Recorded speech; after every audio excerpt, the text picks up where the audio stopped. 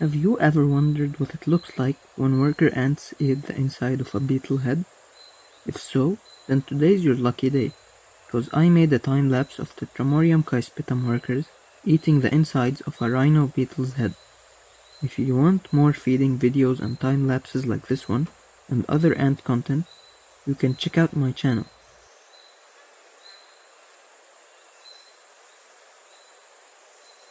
If you enjoyed the video, please consider liking and subscribing.